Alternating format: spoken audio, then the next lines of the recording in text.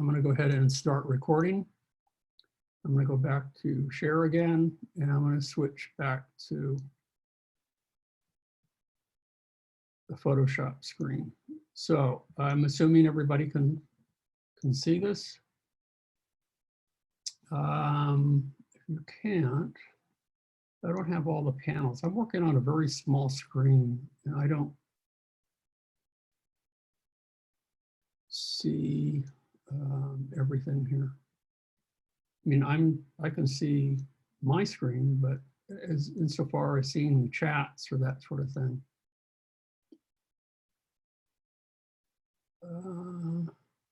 Polling participants, Q&A. No, okay.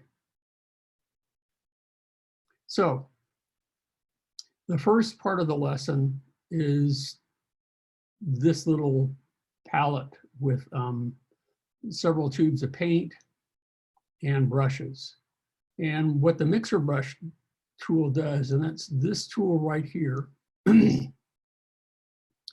enables us to go ahead, and I need to make sure that I have the right layer here. There we go. So now I have access to it. You can't have, this layer was, the big background layer was locked, so I shouldn't be able to paint on it. But I'm going to go back to my paint layer over here, and I'm going to show you how to actually start painting and mixing colors. So one of the things that we could do is we can click here, and I can pick a color. I can pick it from the mixer brush, or I can move over, and let's go ahead and let's select red, for example. So here's the red that I picked up from that tube of paint.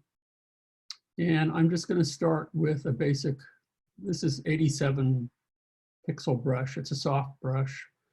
And at the top here, you can see that what's happening, it's a wet brush. It also will not clear after each stroke, but what it will do instead is it will load the brush after each stroke. So it's going to, what it will wind up doing is mixing the colors together. So I don't want to work on the background. I want to work on this new layer on top of the background. And I'll proceed to add some color here. So there we go. We're going to add some red. Now, if we change the settings of this, which we can do in a few minutes, it might take me a couple of minutes to get it working properly. It will just paint on top of it as if you were painting a wall. But I want to pretend that this is wet paint, and if I were to mix yellow with that, so if I were to switch here, let's go ahead and let's load the brush with, wait a minute, I'll just use this tool here. I'm going to use the eyedropper, and I'm going to go ahead and load it with yellow instead. And I'm going to come back to the mixer brush. And now if I proceed to paint on top of this, notice that it's no longer red, it's no longer yellow, it's turning orange. So it's taking those two colors and mixing them together. Likewise, if I wanted to mix the color green, just as if you were mixing paints in real life, you could do that as well. So let's go ahead and let's take the yellow and let's mix down here. We'll paint a little bit. We have our yellow, and if I wanted to mix blue with that, if you work around the color wheel with your primary and secondary colors, if we have mixed yellow with blue, we're going to get green. So let's go ahead and let's pick up a color from here. Let's pick up a nice green. I'm sorry, I didn't want to do that. I want to pick up blue. What am I thinking here? I will end up with green.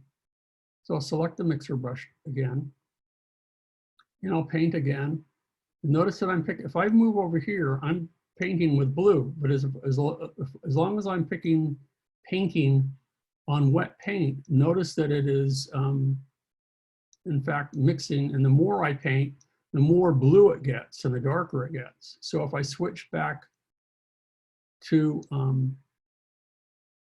yellow again, and I'll paint again with it and mix on top, it's like just like painting with wet paint.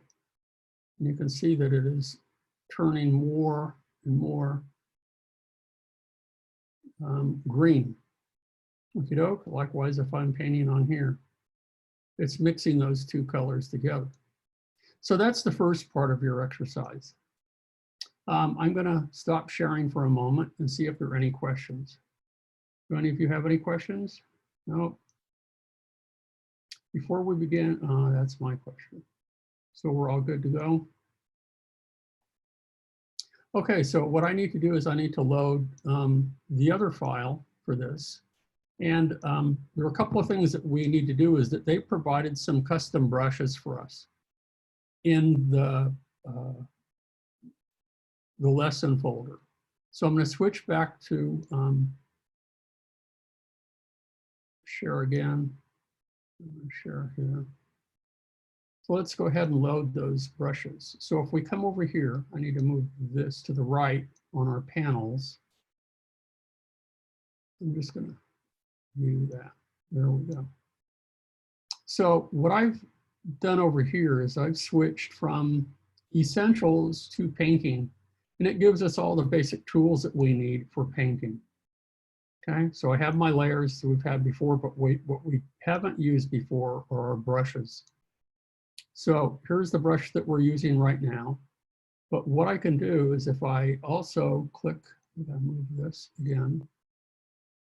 If I click here, okay, here's our brush settings. Is everybody seeing this? I'm gonna unmute a couple of people and you let me know. So I'm gonna stop sharing for a minute. And Andrea, I wanna unmute you. Anybody else? How about you, Ray Gabriel? Anybody else want to be allowed to talk? Raise your hand if you do. Or you just want to be silent and be passive in the background, which is okay by me. Okay. So Andrea, can you hear me? Yes. Okay. So when I switch back, because this is the problem we were having this morning. When I switch back here, okay, you can see the brush settings or not. When I close that and I open that back up, can you see that?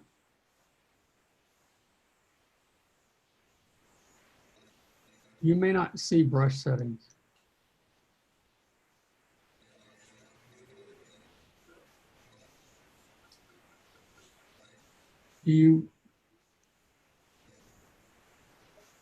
So Andrea, did you see those brush settings or not?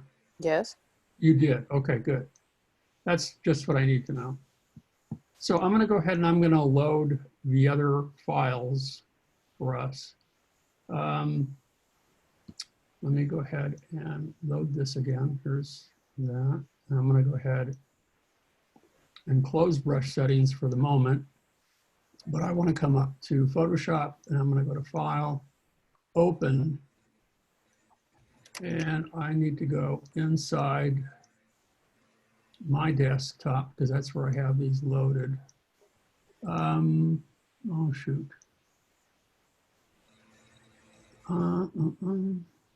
No, I've forgotten where it is. How about if I cancel and I load recent? Let's try that. Open recent.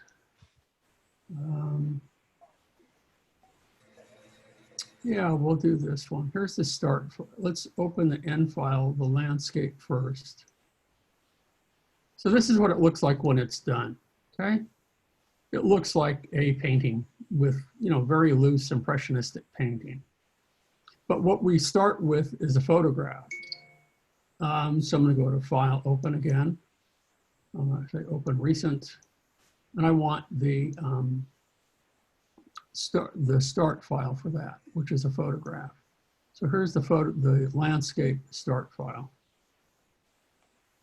Okay, come on. Open recent.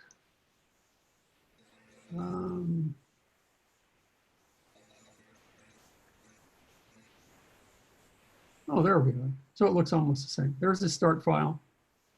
There's the end file. So really the goal to working with digital painting is to decimate the photograph so that there are no longer any vestiges of that photograph when you're done. There are some people that work fairly realistically, but really I think the program excels when you work more impressionistically, or at least remove any indication that you have worked from a photograph. And we'll go back to my This Week in Class page in a minute, and or not This Week in Class, but my classes page with the slideshow on it that has an example of the work that I was showing you, I think, on Monday. Anyway, what we need to do is they provided for us some custom brushes, and that's what we're gonna do. You'll notice that over to the right, since I'm using that, I have brushes, and let's see if I have, I'm gonna go ahead and load. So what I wanna do, I hope everybody sees, there's a little tiny, where my mouse is here, to the right of the brush panel, there's a little fly out window. And what I want to do is import brushes. So when I select that, it takes me to lesson 10. That's because that's where I open this file. And you'll see that it's the CIB brushes, Classroom in a Book. These are landscape brushes. So what I want to do is I want to select that .avr, which are Adobe brushes. You can also, by the way, when you create your own custom brushes, you can export them as AVR files as well, so that you have them for use at a later date. You're not restricted to using just the ones that are here. And here they are. Okay, so let's start to decimate this image. But what I recommend is not working on the background image, that we work on a blank layer on top of that. And you can work on multiple layers, actually, if you want to really refine this. So I'll just say, this will be painting 1 here. So you can have multiple versions, or you can actually start and really decimate the painting and remove any elements of photographs, and then gradually bring the image back into it and refine it and work at a smaller scale, brush and bring more details in. I have a lynda.com video for all of you that I can begin sharing. And if you have access to lynda.com already, then you're welcome to view that at a later time. So what I'm going to do now is they have a nice clouds brush here, and we can make that brush bigger or smaller if we want, but I'm going to work with this size, and I'm going to start to paint on it. And you can see it's sort of a blobby, brushy, cloudy-like kind of brush, and I can begin to paint in here, and I can remove any kind of vestige of painting from here, and I'll leave the blue parts of this, but I'm going to paint on top of that and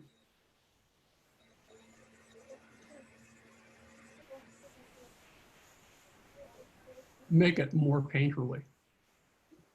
Okay, so they provided some nice brushes for us, so that if you choose for your next project after the movie poster is completed, if you choose to make this your final project, this would be a good one to do. Okay, so I've added some clouds here. And as long as you do not modify the size of the screen, if you want to bring back any of the photograph, this is what you can do. If you look at this one right here, no, it's this one right here. This is the history brush. There's two here. There's an art history brush and there's a history brush. If I select the history brush and I proceed to draw on top of this, notice what it's doing. It's bringing the photograph back. It's erasing just that part of the photograph that I painted on top of. So I'm going to bring that back, and let's go ahead and let's now use another one. You'll notice that we have green grass and we have foreground tree.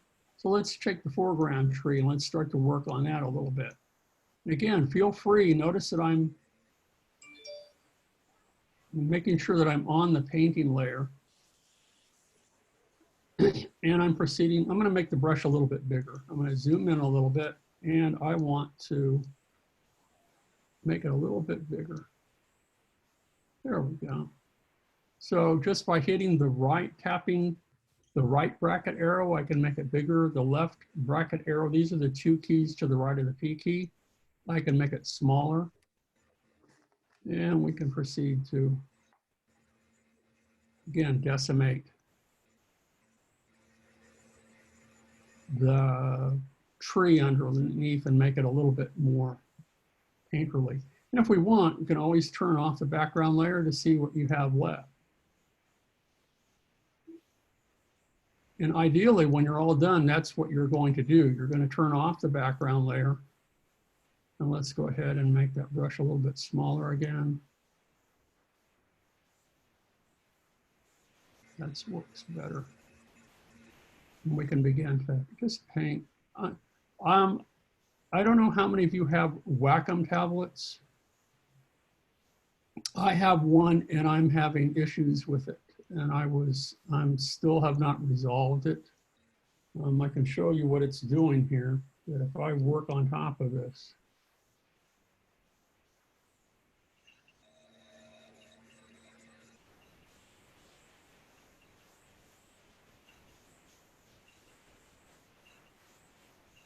it's not working at all. So I've got serious issues. So I don't know why it's not working. So let me continue with that. So this is for the details for the tree in the foreground. So just with your own, I don't have a mouse at the moment either. I'm just working with my touchpad. And I'm gradually erasing underneath the elements of the tree. Then what we can do is we can come down here and maybe in the foreground green grass, we can bring the little brush here. Notice how they've added these little custom brushes, and we can add some, and they've already added color for us. So the goal is to basically decimate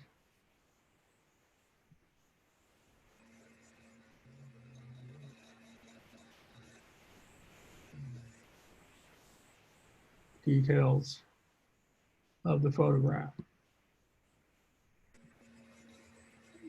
Scroll down here. That's pretty much it. Tree highlight brush, we can come back in here. We can add highlights. So again, this is a wet brush, so it's mixing with the green underneath. And we're putting some highlights back in here. Notice that it's very orange, but if I paint directly on the green, it's not work. I mean, it's not mixing together. But if I come back with the foreground tree and I paint on top of that,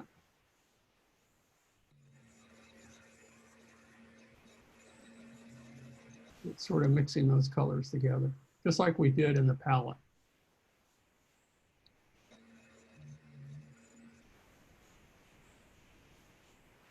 Okay, so that's really the goal of this assignment. And I've got started for you, but I'm going to stop sharing for a moment. See if there's any questions. No? Yes? Oh, I've got quite a few of you today. Okay, cool. For those of you who did not attend on Monday, do you have questions? You were able to join us today. Let's go ahead here.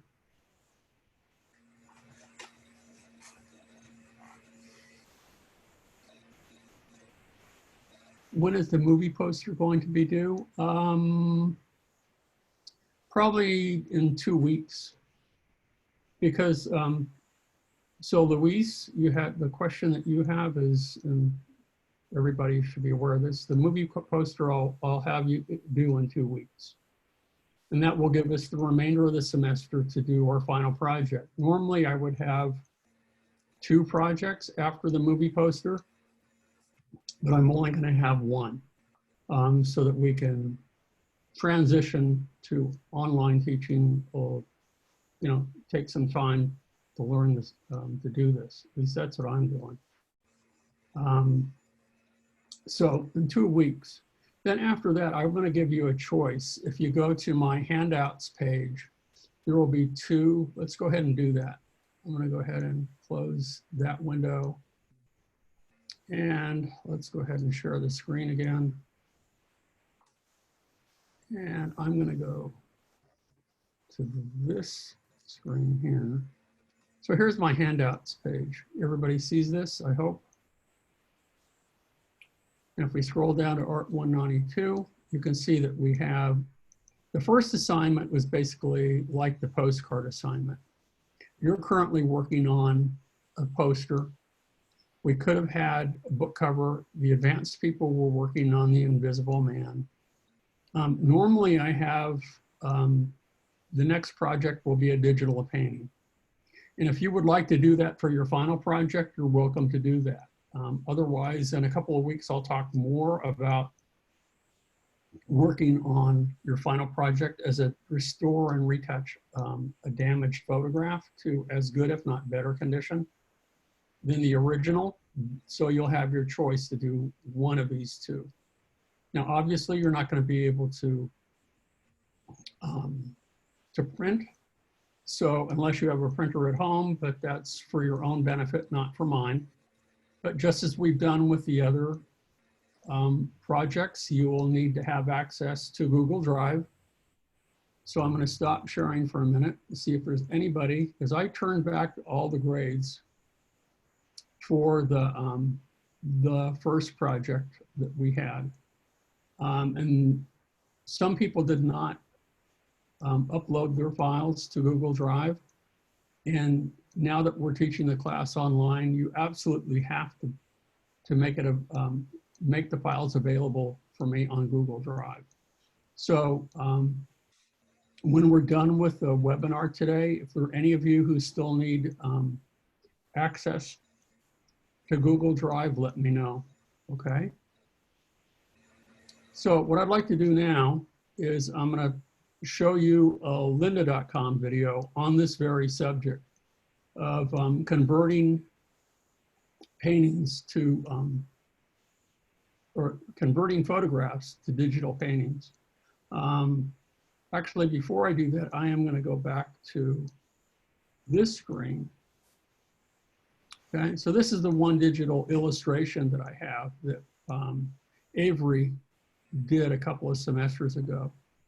It turned out really, really beautifully, I think.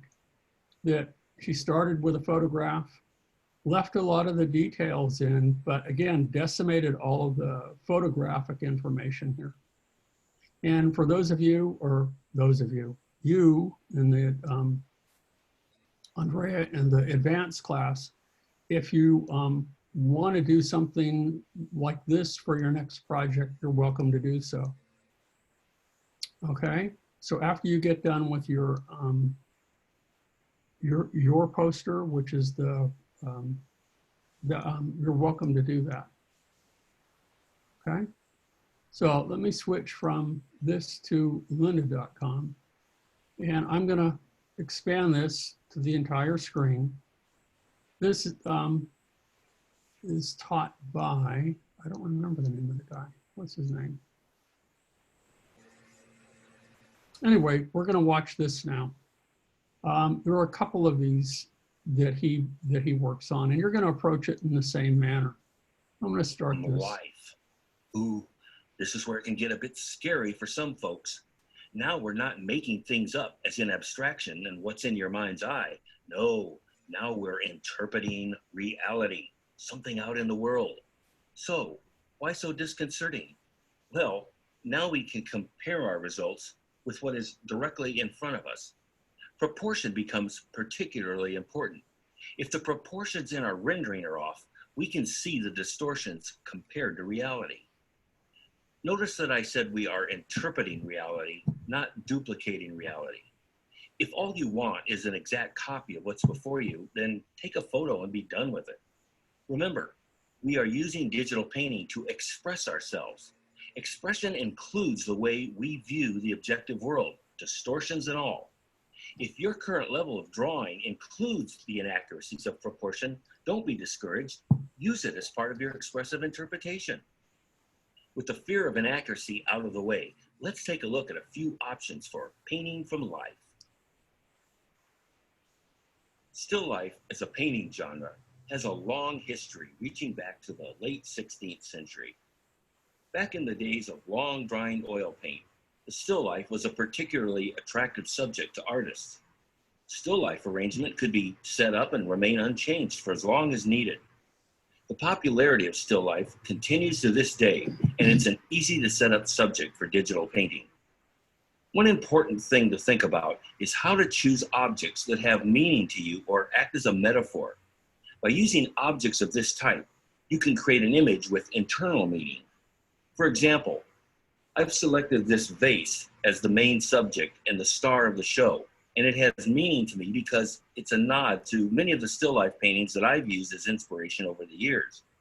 The other objects in this scene are supporting actors. They have smaller shapes, taking advantage of the idea of repetition, which is always a good thing. The final element is the lighting. This is important for creating drama and focus in our scene. You can see, as I'm working through the sketch of this still life, that even with these simple elements, I can start to create a painting that has drama and depth. The great thing about a still life is that, as a thought out and balanced composition, it looks good just sitting on the table. As such, you can leave it set up for extended periods. This allows you to work on the painting over multiple sessions, as well as have a pleasing arrangement in your environment. There are times when the perfect still life is either temporary or in a location that isn't amenable to digital painting. In these cases, you have the option of bringing the still life home via photography. Practically everyone has a camera in his pocket in the form of a smartphone. Take advantage of this valuable tool to bring still life subjects into your studio that you can then paint in plein air. Now, this is the photo that I took for this course, and it is a highly set up shot. But let's just imagine that this is in a antique store somewhere, and I've asked, is it okay if I shoot this? They say, okay. So I'm looking at this, and one of the things I've learned to do is when I'm going to set up a shot and go ahead and photograph it, I always make sure that I frame it with a bit of extra space around it, because you never know when you're going to wish that space was there. And I know from experience that if you bring home a nice tightly shot still life, there are times where you're going to just wish so much that you had some extra space to be able to adjust to. So it's nice to incorporate that into your photo skill set so that you can have that extra space around by always starting with a slightly widened shot. And let's go ahead and get the crop tool, and I'll show you what I did do here. I did scale this down a bit. I was just kind of looking at where the edge of this is, and there was a lot of extra air on that side. So I just slightly changed it like that. And then that's now my cropped shot. That's one of the first things that you want to consider. The other thing you want to do, take multiple shots.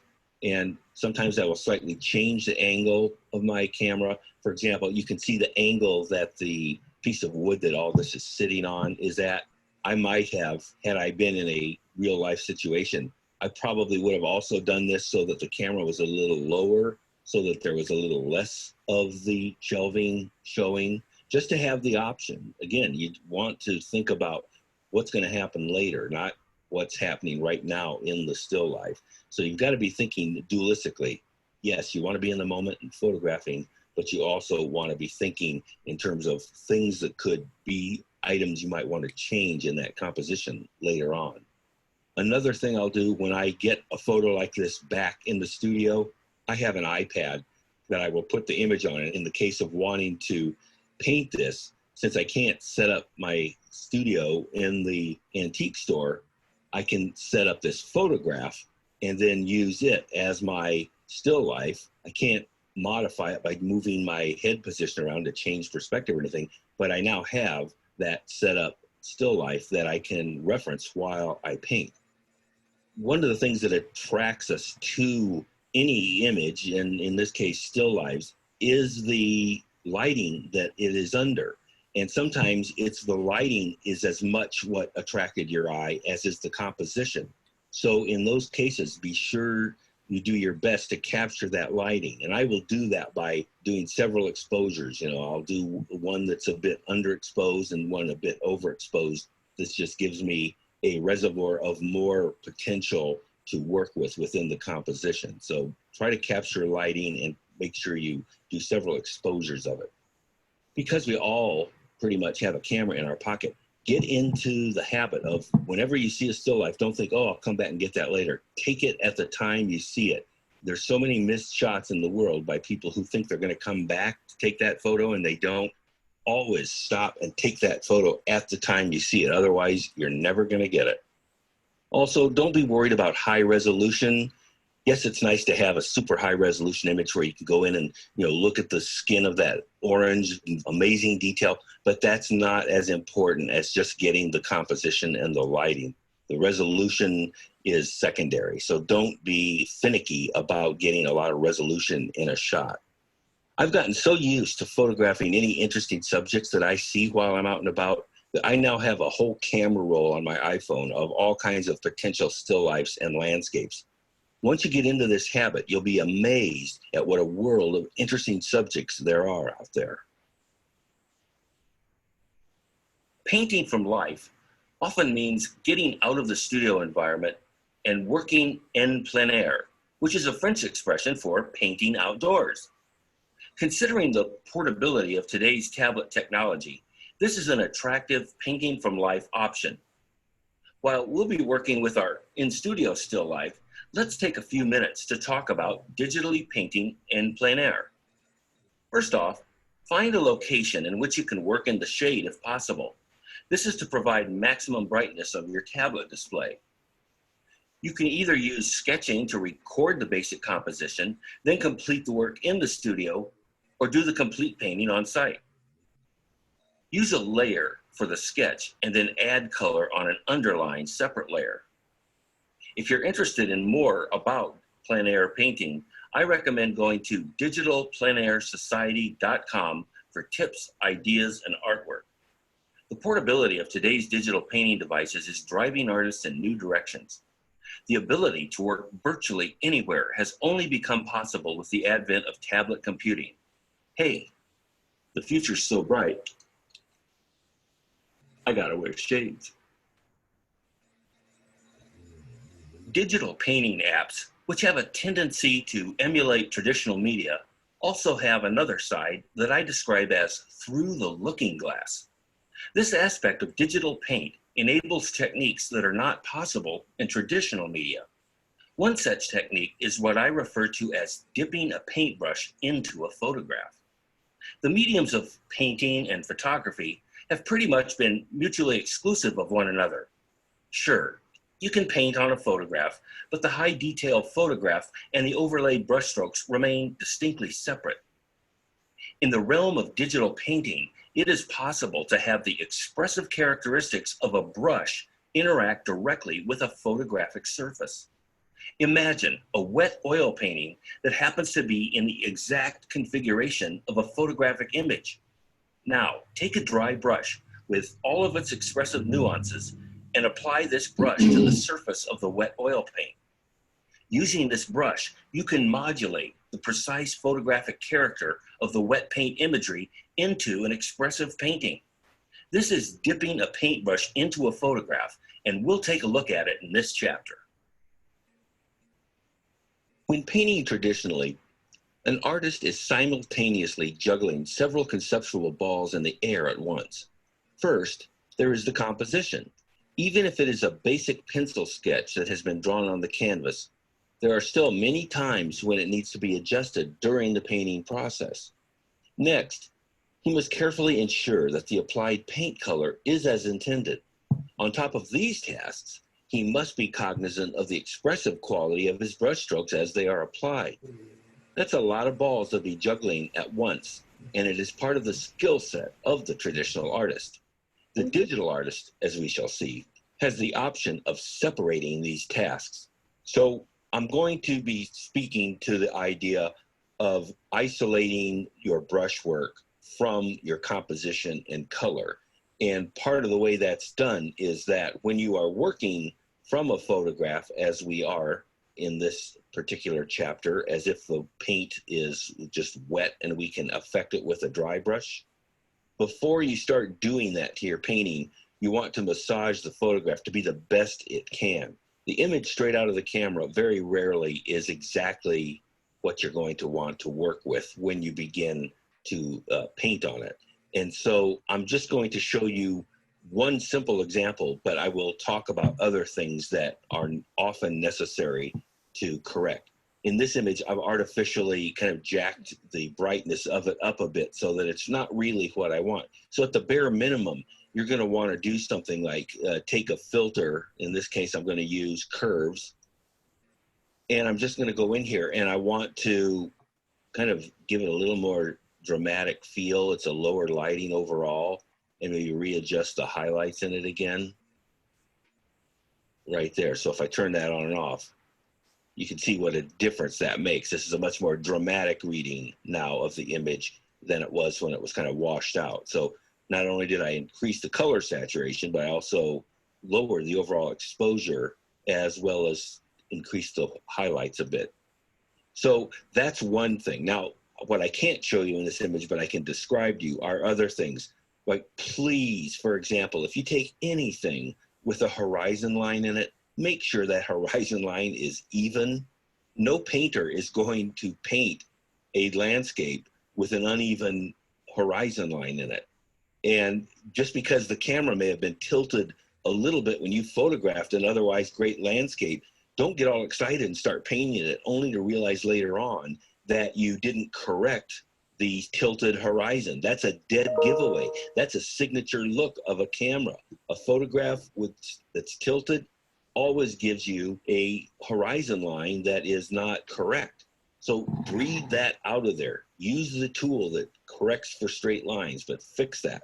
The other thing that can happen is, and this isn't always true, but particularly in architectural work, you can get into a situation where you're getting a keystoning effect. For example, a house can be looking like it's kind of getting smaller as it's going up into the air. If possible, you want to take those things out.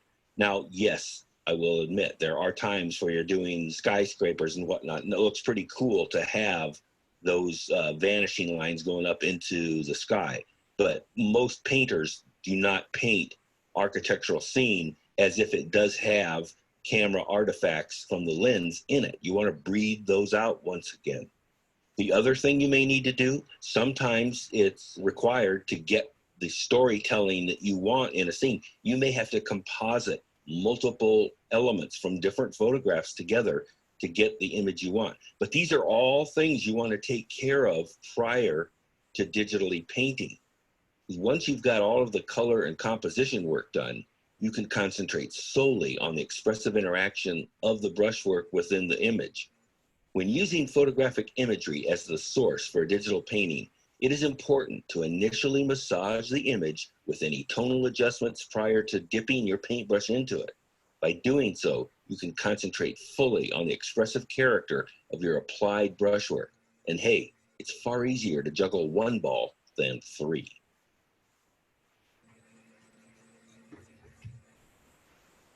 Assuming that you've already composed and tonally adjusted a source photograph, you can now concentrate fully on the expressive character of your applied brushstrokes. Rather than simply grabbing the nearest digital paintbrush and start dipping into your photo, you'll want to first try out some brushes to determine which ones fit the expressive character you are seeking. Let's do this right now. So the first question you want to ask yourself, assuming you've been using an application like a Photoshop or a Painter, is there any brushes that you already use in normal painting that you like? And I'm going to show you a couple that I like. So this is one that has a lot of nice character in it. It's kind of a raw brush, and you can see it does a little bit of picking up color as well as mixing it in the brush. The other one I like is this sloppy brush that you can see it's got a lot of very interesting character going on within the strokes. So these are brushes that I like, but I want you to be sure you find brushes that you in particular like or have experimented with, and looking at them as actual brush strokes is the first way to evaluate a good brush. If a brush has very good expressive qualities applying paint, then it's likely that that same brush is going to be expressive when it's just moving existing paint, in this case, in the form of a photograph, around.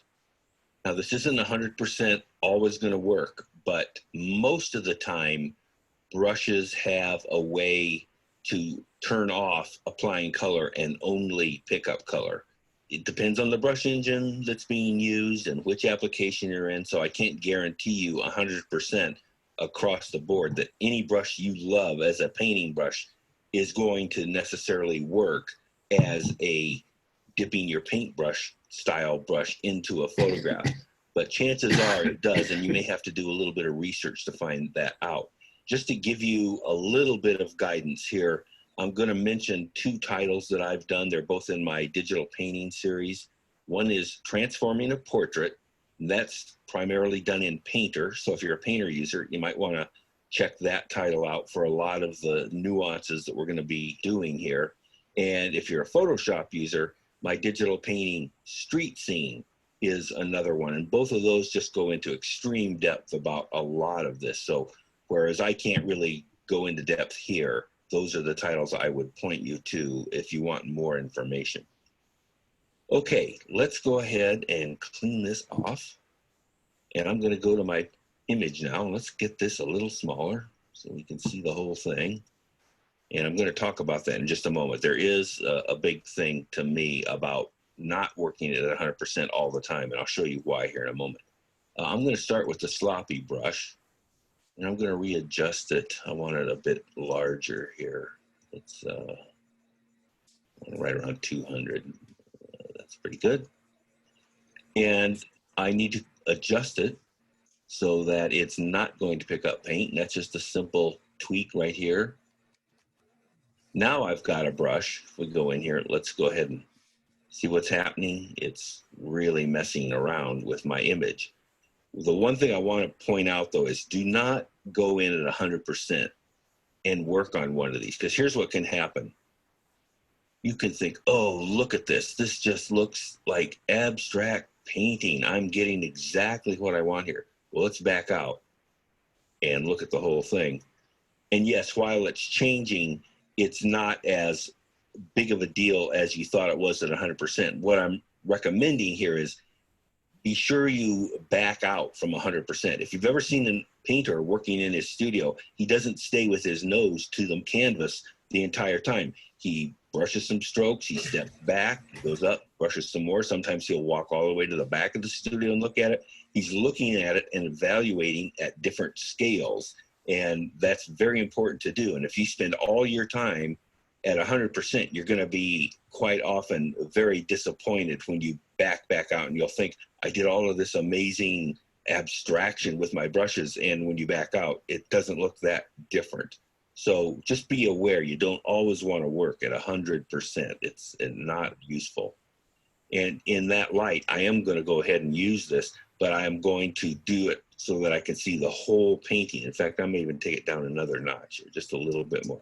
And let's go in here and start to paint. So you can see that this brush does a lot of changes to the image. And yet, when I'm done, I think we'll still all agree that this does look like basically the subject matter that I started with. And I'm not going to spend a great deal of time here trying to do this whole thing. I just want to give you enough of an overview of it so that you can see how this starts to work. Now, one of the goals you do want to consider is when you're finished, every pixel in that image should have been touched by your brush. You don't want any of the signs of a photograph showing up in that image. And the reason for that is there's a whole vocabulary associated with painting. One element of which is sharp focus. And if you leave areas of sharp focus, like see right in there, that's just a little bit of that high frequency, high detail that the more you get the rest of the image worked out, there's another one right there. They really stand out. So you want to decimate essentially anything that's photographic in this image. And that's very hard to do, particularly if you come from a photographic background. You've spent a whole career getting sharp, in focus imagery, and now I'm telling you to go the opposite direction and destroy all that detail. In fact, what happens in a dipped into painting like this is that the brushstrokes actually become the resolution in the image. So you're no longer using the subject as your resolution. It now is the brushstrokes within the image. And I'm just going to do this very quickly, but I want to do enough of it so you can see, like, yeah, that's doesn't look like a photograph anymore. Sometimes I even go over these and kind of break up those edges. That's another thing that is very common in a photograph. Objects and things have very distinct edges because the lens doesn't know how to interpret it other than exactly what it sees. And if there are nothing but straight, sharp focus lines in it, that's what you're going to see. So here I've pretty much taken all of the photographic character out of this. Now, I may want to instill some detail back into it. So sometimes you have to play a little bit of a shell game. And again, I go into depth with these in some of my other courses. See, there's another one of those right there. We need to get rid of that. Okay, let's go to the original photograph.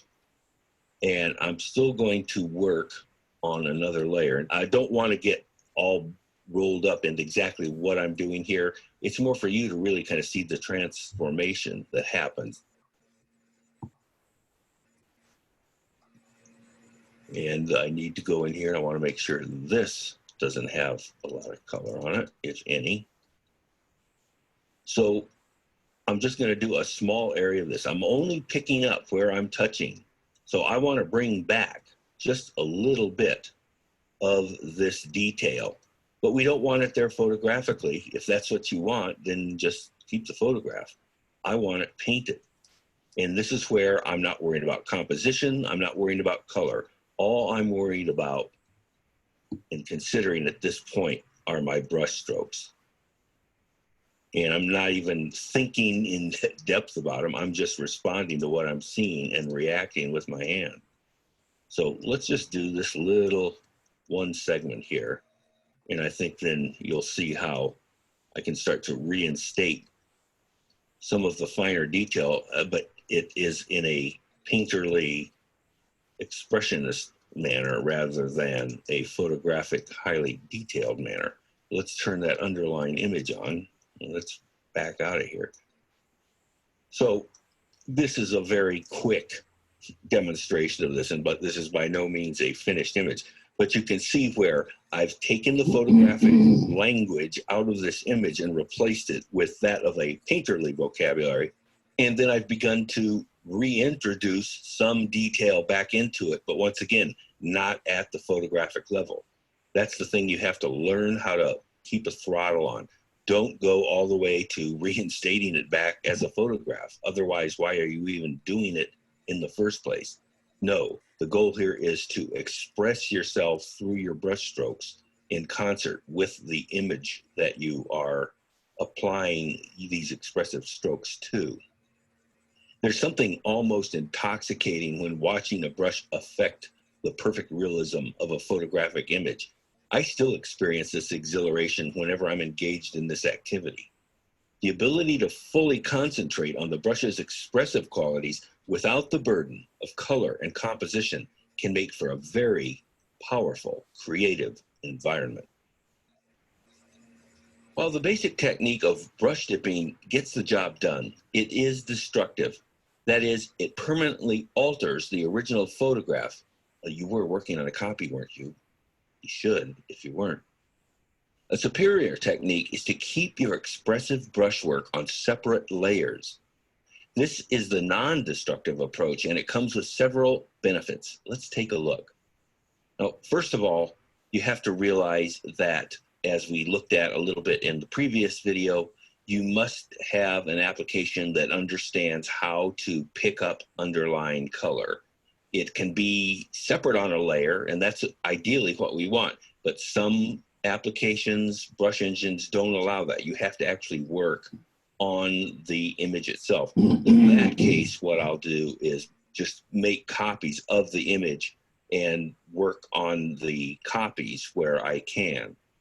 A painter happens to be especially good at this. It was designed from the ground up to be able to pick up underlying color, and it's invested in, I'd say, a good 85, 90% of their brushes.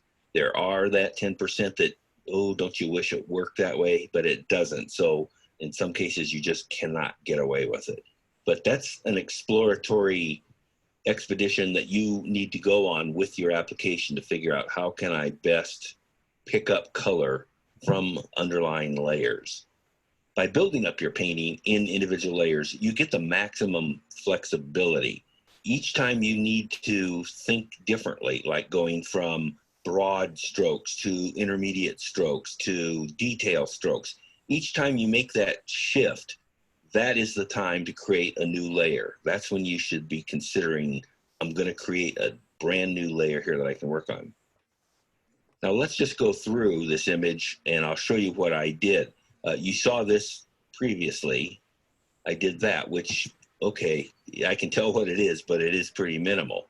Then I went on and I applied intermediate strokes to it. So this is where I go back in, and now I'm starting to restate some of the detail, but in this case, it is now in a painterly language rather than a photographic language. And then finally, and here's where I really enjoy this, this is not even picking up color. That is just white that I applied with a very fine brush. I'll turn it on and off because to me, it's these little highlights that just really bring most paintings to life. You can see, I mean, it's serviceable. It looks like a painting, but when you turn on those little highlights, those little pings of light, that's what really turns the painting from okay to like, wow, it's starting to seem like it has real life to it. So I actually had a special layer where I added my own strokes. And that's another thing I want to visit here. Don't rely 100% on picking up the colors only from the photograph. At the very end, there are probably going to be little detail areas similar to what I did here that aren't in the original photograph. So this is where you add even some more of yourself into the image by deciding where you want those. I'll turn these on and off one more time. Those weren't exactly in those places at all when I started. I made some of that up.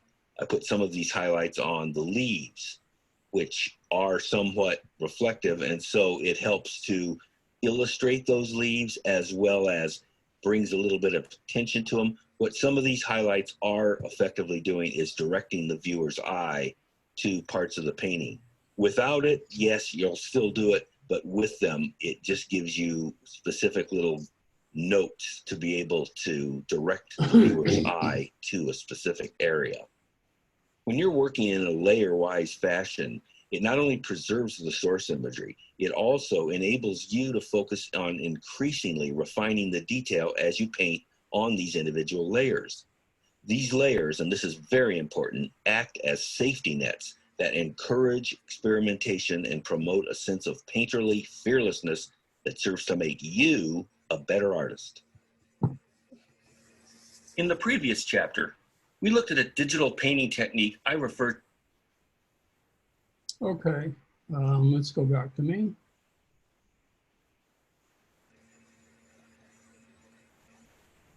Let me hide this for a minute. Can everybody hear and see me, I hope? Yes? No?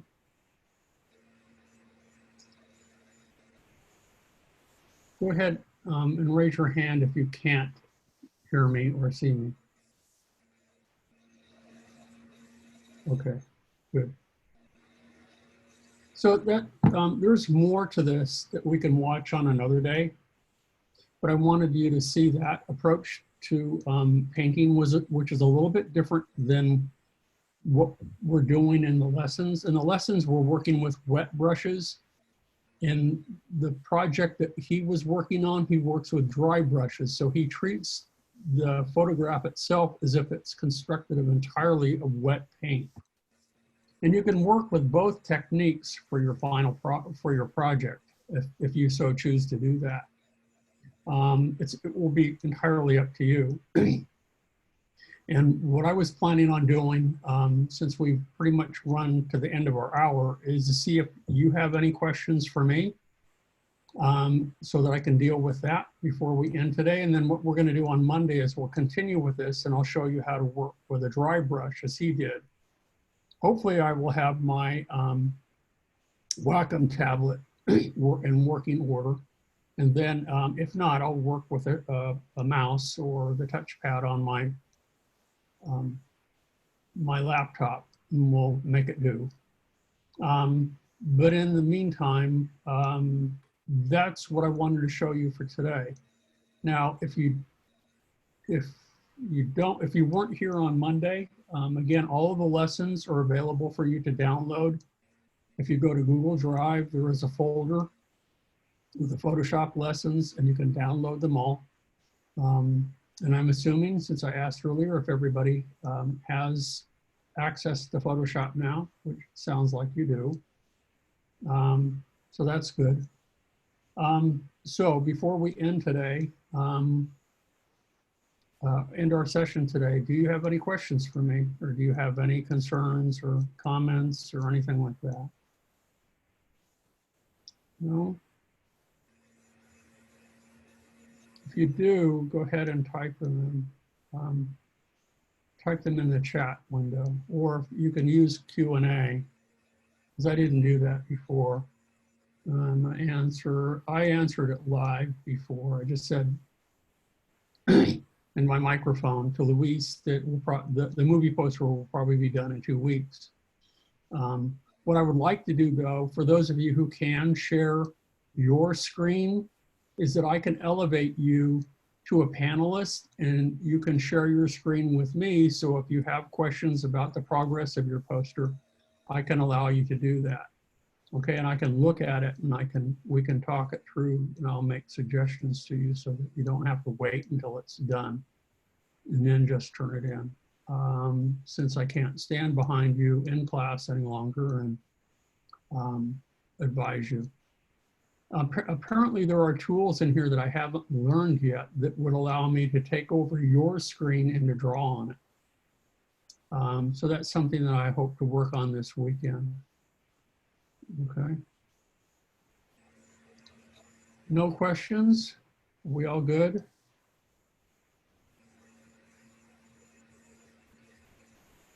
Yes, no? Not hearing from anybody. Did everybody go to sleep? No.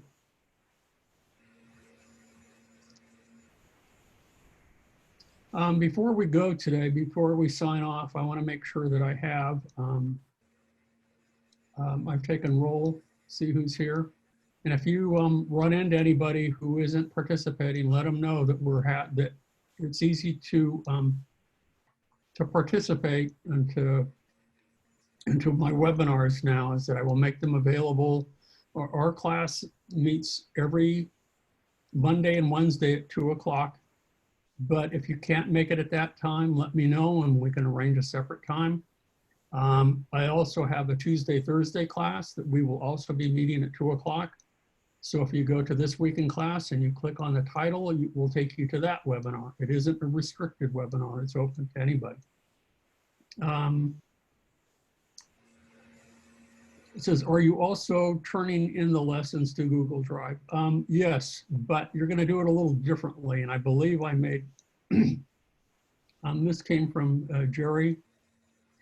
Yeah, the way that you'll turn in your lessons is that what you'll need to do is go to Google Drive, and you're going to create a folder for yourself and just use your name, full name is the folder name.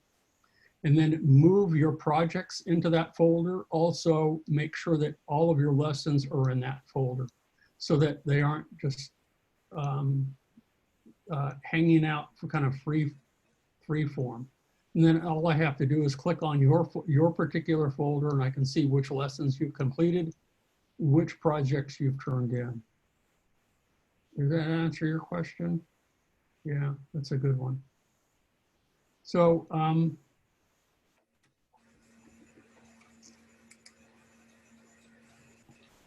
let me go ahead and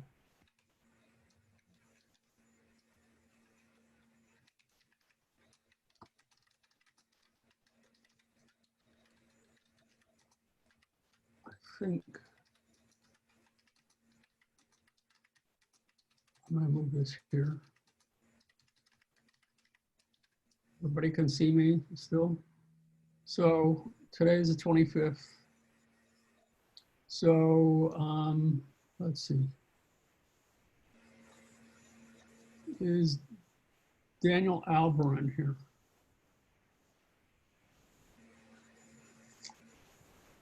I do not see him, so that's a no. Ray Gabriel is here. Rebecca Calderon, I believe I saw her earlier. I don't think she's here now.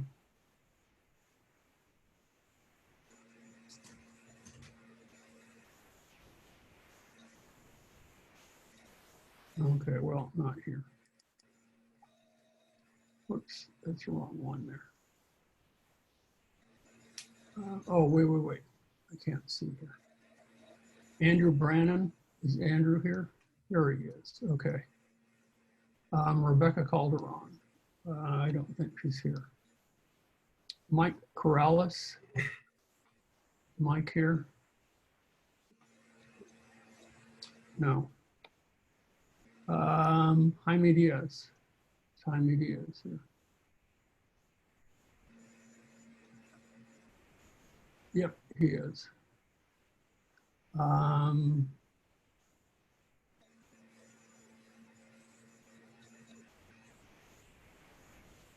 Daniel Gomez, he was here earlier. He's here. Okay. Jonathan Gomez. Is he here?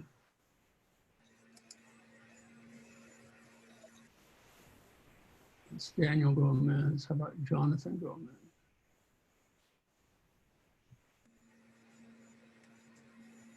I do not see him. Sharon Griss. Sharon here? No.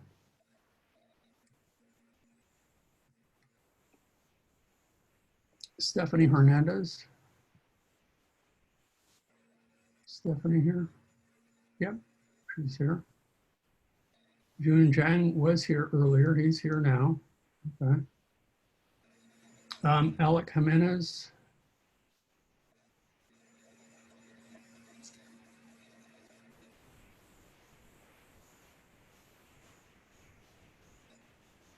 Jonathan, no, I don't think he's here.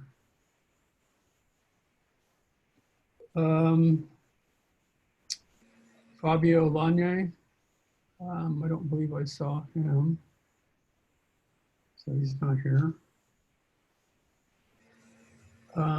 Jonathan Vargas, I believe he was here, yeah. Amanda Martinez.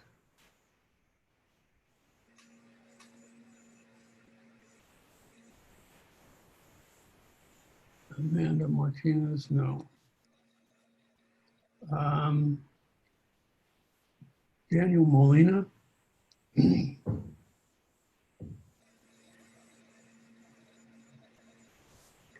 Yeah, he's here.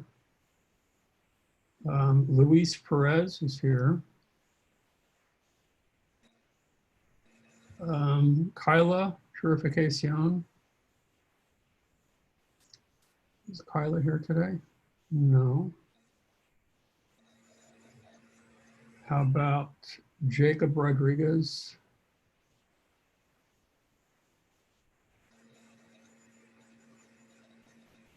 No. Tanya Ramirez is here.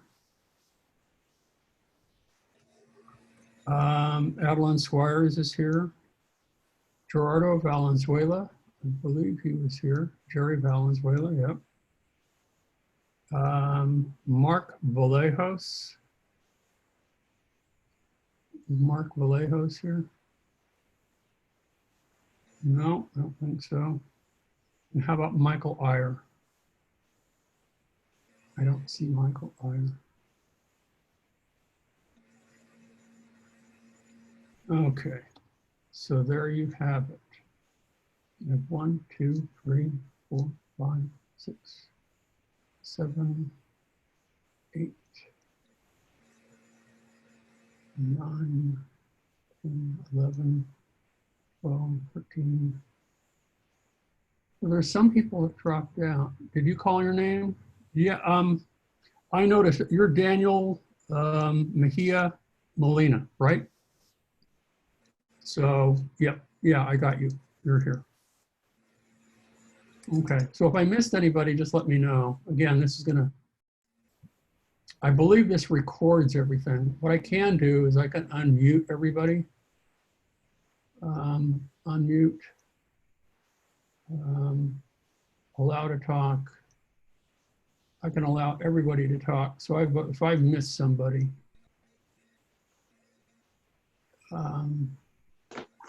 just let me know. I'm turning everybody on. This could be,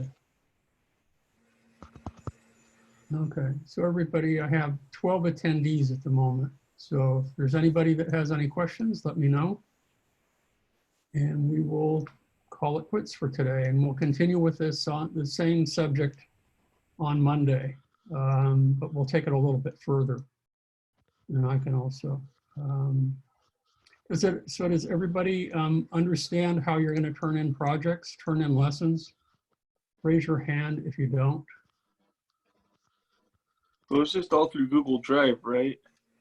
It is, but remember what you need to do, rather than leave it out as we did with the assignments, create a folder for yourself in there and put your name on that folder, and then put all of your assignments and your lessons in that folder. So then when I'm done, I should only see maybe whoever's remaining in the class, but right now there are 24, 25 students still. I should see 24, 25 folders, and all I have to do is double click on those folders and I should see everything that you've turned in inside that folder. Does that make sense? Yeah. Okay.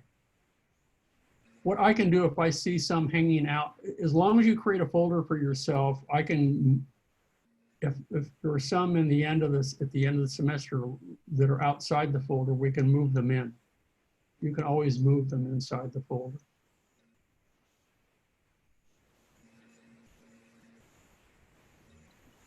Okay. So if we're done today, we can, and if you want to hang out and you have other questions for me that you want to do privately, we can. Otherwise, we're done for today, and I will see you again at 2 o'clock on Monday. And if you would rather, if you want to review again on tomorrow, you'll see I'm doing the same thing for my afternoon class tomorrow. The video for this will be available on my YouTube channel, which is available from, hold on, let me share the screen again.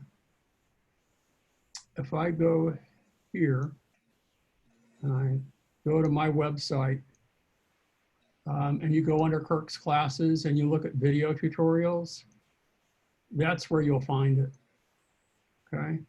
And it should be under Art 192, Photoshop digital painting. So for example, this morning for my lightweight class, which was Art 195, if I were to click here and were to look, I don't want to play this one. This is an old one that I did many, many years ago. But if I scroll down to the bottom here, here's the one that we recorded this morning. So this is what they'll look like, and you can replay them. I'm not going to edit them. It will just take too long. I don't have the facilities or the time or the help that I need to be able to do that. Okay. So shaded. Let's go back to perspective. There you go. Okay. So that's how that's done. Let me stop sharing. Okie doke. So we're done for today. So anybody have any questions? Yes, can I do the screen sharing thing to have like some feedback on my poster? Oh yeah, if you want to show your poster, what I can do is I'm gonna wait. Before we do that, Ray Gabriel, do you have a question? Yeah, so all the lessons and projects is due at the end of the semester, right? Correct. But you know, it's better if you don't wait until the very end. Just post them as we're working on them, and you're going to have more time. We don't have that many more lessons to do. We're only going to go and up to lesson 12. We'll finish lesson 12, and then that will be it. So we've completed lesson 9. We're working on 10. You only have a few more to do. And also, how many projects do we have to do? You're gonna finish the movie poster, and then you're also going to work on one more project, and that's it. Normally, if we were in class, we would be working on 2 more projects after the movie poster, but I'm going to limit it to just 1 more. So we only have 1 more. After the movie poster, yes. Okay, thank you. And you have a couple more weeks. So, okay, Adeline, I'm going to promote you to panelist. And now you should be able to share your screen with me. If you can share it, go ahead and do that. And we can take a look at what your poster looks like. Can you hear me?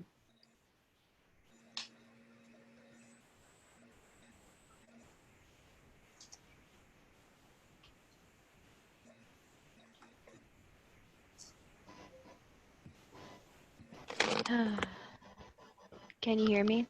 Yes, I can. Okay. Is it working?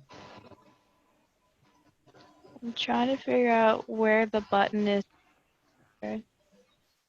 You should see at the bottom of your screen, if you roll over the bottom, it should say share screen. Mm-hmm. You just click on that. Okay, I found it. There you go. Oh, there we go. Okay. Yeah, my one concern mostly is like the text right here. I just can't find like a right kind of text so it doesn't look like weird, I'd say.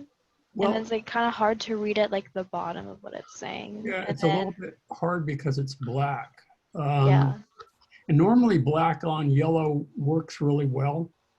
So the first thing that comes to mind, now let's take it from the top down, is that if you want most inspiring movie of this generation from Rolling Stone, I wouldn't put it in the corner like this. I would run it across the top and maybe have it in white with a black drop shadow. Mm-hmm. Try that. Do you want to limit it to a duotone? It's fine if you do. Yeah. Okay. Then I like how you have had the type following a path. Listen on the light on the sidelines. That works pretty well. I don't know that the font that you've chosen is the most dynamic. It could be. And what you'd have at the bottom here where it says the wallflower, I would reduce the size of that, and I would also reduce the thickness of the line that you have here. Try that. Mm-hmm. For Okay. those 2 things. And wallflower might, if it's smaller, might be fine, or you might even put it here in small type. No, you don't have to assign that much emphasis to the word the.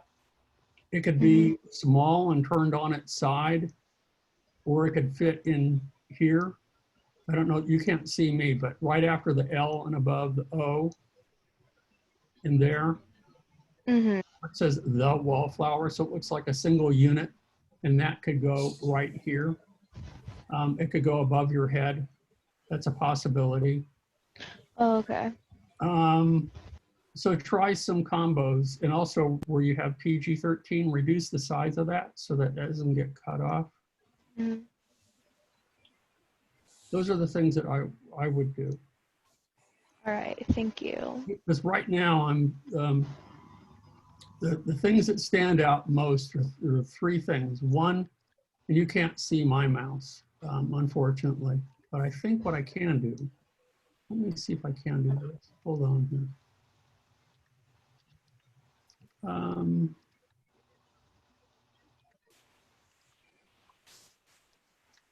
No, it's not giving me the option.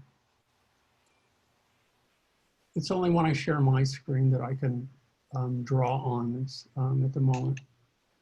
But okay, first thing, as I said, the most inspiring movie of this movie, that when it's tucked in the corner like that, it feels a little awkward. So it's okay that it overlaps that, but then you need to work with drop shadows and contrast to make sure that it reads across.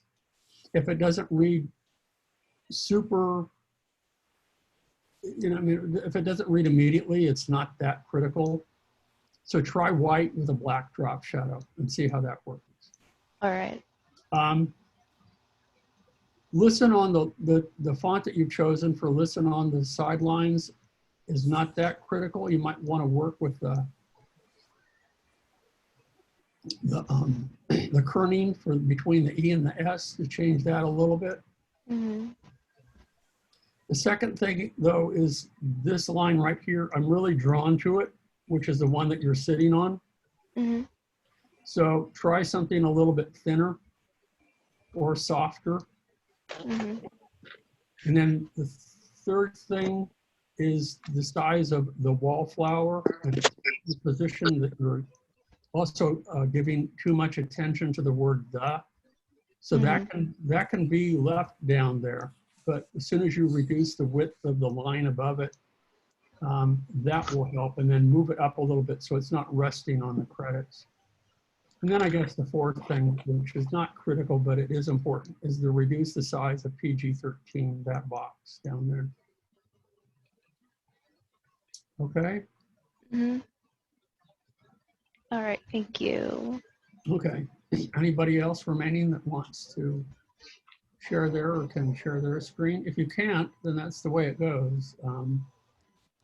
It's unfortunate, but I can elevate you to panelist as I did with Adeline, and then you can share your screen with me or anybody else, and we can critique it. That was how I was hoping to have a critique, but so that it could be interactive. But what we may have to do when you've turned in your projects is that I will just open them up and I will share my screen, and then that's what we'll do. And we can look at everybody's one image at a time, and then that will work. Okay, so are we good for today? I think we accomplished a lot. Were you able to hear and see the video okay that I shared? Yes. Good, that's good. Well, that will be recorded. It should be recorded. So that will be available on my YouTube channel by this evening. As soon as they get done processing it, making it available to me, then I will do that. I'll put it up there. Now, if you already have a library card, if you don't, you're kind of stuck because libraries are closed. But remember, if you have an LA County library card, that you can subscribe to lynda.com through the library, and you will have access to some of those videos, because there's other videos that I will show during the remainder of the semester that cover retouching and restoring and retouching photographs. But you can view them on your own if you have the access to Lynda through the library. I don't encourage you to buy it right now. I mean, if you do, that would be $25 for a month. It's kind of, well, it's not pricey, but it's, if it were for the whole semester, I'd say it'd be okay. Okay, so if we're done, go ahead and you can log off and I will end the meeting. I will see everybody Monday.